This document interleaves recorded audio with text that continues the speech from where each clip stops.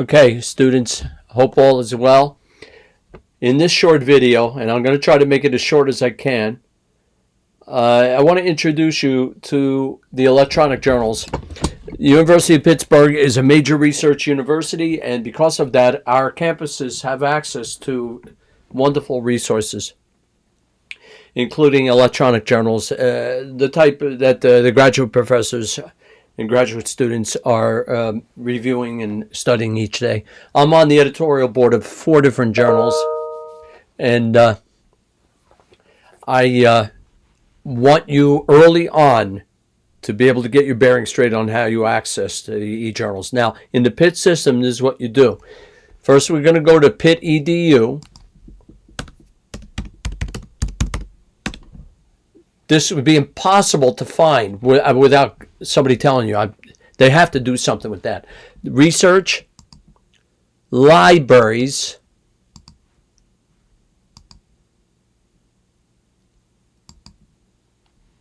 then we're going to go to the Hanley Library, the Bradford Library, Hanley. I remember when our library was being built. And then once you're there, now e-journals. Now you have to spell the journals correctly. It's not like Google where it's going to correct. I'm going to type in Journal of Medicinal Chemistry.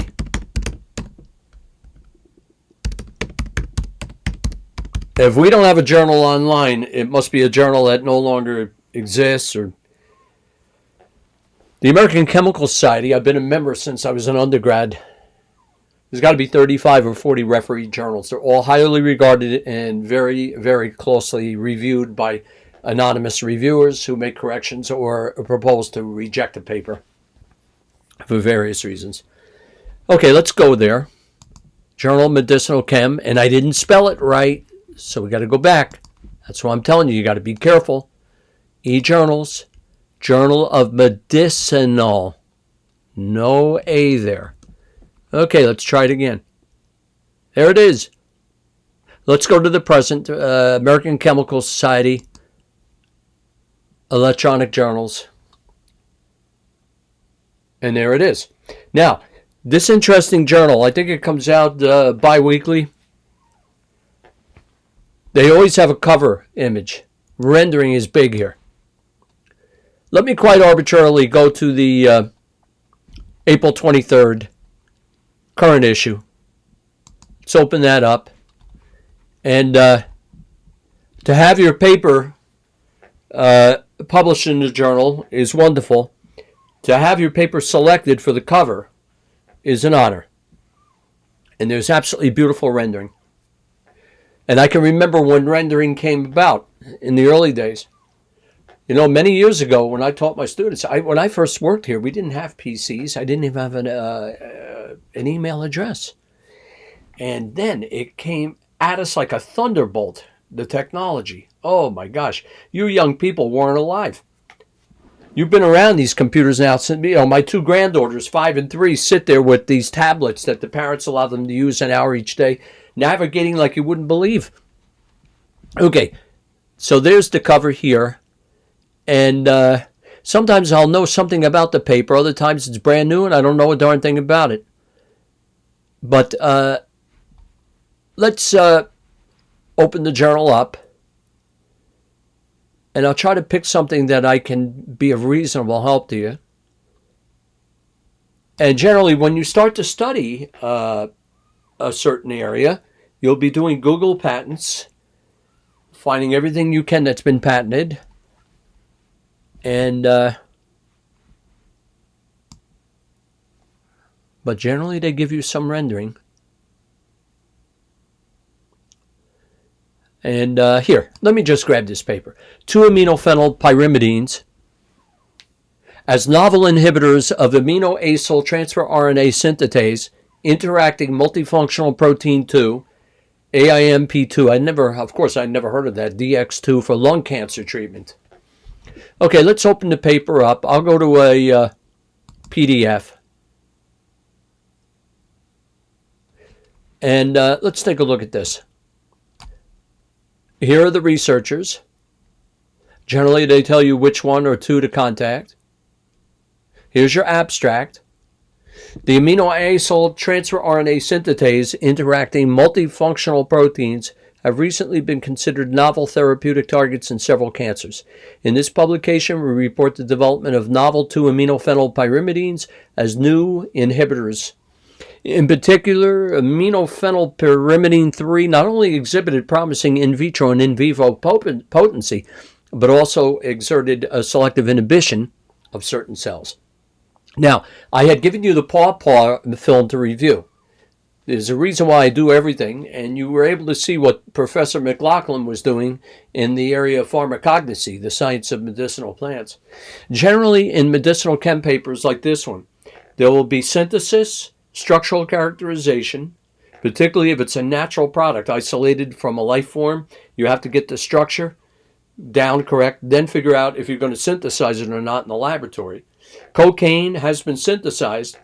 Nobody does that. It's commercially unviable. Too expensive. It's cheaper to get it from the plant. Same with morphine. Now, ascorbic acid, vitamin C, it's made by the metric tons each year, Hoffman LaRoche and other companies. It's easier and cheaper to make synthetic vitamin C. It may not have bioflavonoids, but it's vitamin C. You will not get scurvy using it. So whether you synthesize a natural material or not, the Canadian and American yew trees, YEW, Taxol for cancer treatment, slow-growing tree, we don't want to drive it into extinction. And fortunately, after determining this structure, they were able to come up with the pharmacophore, the essential 3D and functional group portion of the molecule needed for essential biological activity. So that way they could synthesize analogs, which would retain the essential components for the biological activity. In these papers, you generally get the synthesis, structural characterization, methods of isolation of a natural product, and pharmacology. So here is the inhibitors, the chemistry, the analogs of 1, 2, and 3. And you don't be intimidated by this now. You're in beginning organic.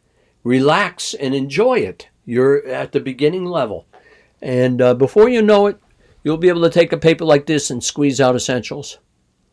Will you read this and understand all of it at once? Heck no. Even the top experts are reading this and they have it on their desk and they're reading it over and over, picking up new things each time. Okay, there's the pharmacology. Here's the experimental section. And they show you how they make these compounds. Structural characterization. For example, here we're seeing the way they purified the crude mixture.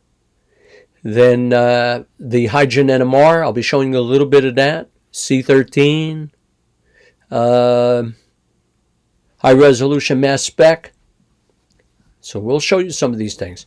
How they synthesize, how they purify, how they do structural characterization. So you can see the effort that goes in here. And here are your corresponding authors. They're at the Seoul National University in South Korea, College of Pharmacy and College of Medicinal Bioconvergence Research Center. Okay, and you see more and more now papers being done in team effort. Chemists, pharmacologists, and there you have it. You can read the paper online. And what I will do, I'll give you a simple assignment. I'll give you a journal like tetrahedron letters, and I'll say, all right, I want you to find a certain paper. I'll come up with something for you. Okay? And here's the Journal of Organic Chemistry.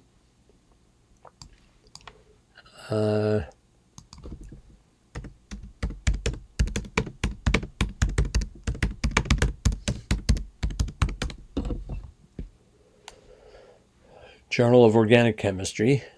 And where is it? Go ahead.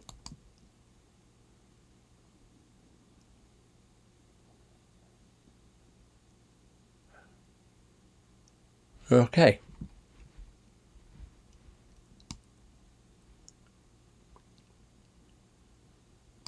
Here's, well, I guess, yeah, that's analytical chem. The best thing I'll do is take you back to the libraries. There we are. And I'll type in Journal of Organic Chem. Oh, here, tetrahedron letters. This is a good one. Tetrahedron letters. Organic chemists a lot of times publish brief communications.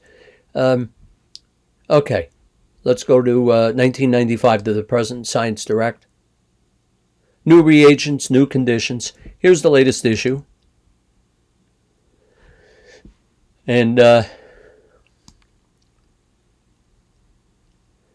catalytic and antioselective total synthesis of negative AR tenuifolin.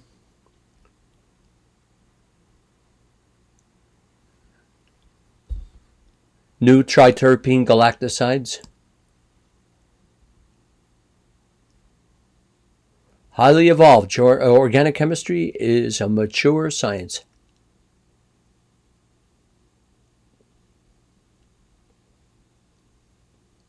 Any one of these papers would take time to study. Here's a Beckmann rearrangement. A new way to carry out a named organic reaction. It's about 1,500 organic reactions, you know. Most of them are named after the discoverer. This is a very important reaction, the Beckmann rearrangement. And here it's being conducted with thiamine hydrochloride, that's a vitamin, you know, and B vitamin, as a remarkable catalyst for one-pot synthesis of amides from ketones. Environmentally friendly, so they always like you to point out the features and what's new. Look at that, round bottom flask, 1,4-dioxane water mix, 9-to-1 ratio, that's a solvent. Molecular biologists use that. 90 degrees Celsius, 30 to 90 minutes, and a rearrangement with the catalyst. Ketone, hydroxylamine hydrochloride, and rearrangement into an amide. Now that looks like a very interesting paper. Background, conditions used. Got to read the fine print and see what else they're putting in there. And some of the compounds they made, conditions, time, yield, and usually short communications where they describe what they made. Hey, there's one right there. This is an oxindole. I published a paper on that in the Journal of Chem Ed in 1991 using the Wolff-Kishner reaction, which you will study, Organic 2. Okay, here's a mechanism now. How is this reaction taking place? You're going to be studying mechanisms with me in organic. You know, a reaction is one thing. That's what time, the time on a clock is the reaction. The mechanism would be, how does that clock work? What's going on inside the clock? The components. How do they work together? So here's a suggested mechanism and references. Okay, so you can do more reading on that. So I will probably give you tetrahedron letters and then say search in that or find a paper that deals with the Wolff-Kishner or some reaction I'll give you. We'll give you something to look up. Then you can demonstrate that you can find the paper. You can download a PDF there. Okay? So I just wanted to give you an idea of electronic journals and how to access them in the PIT system.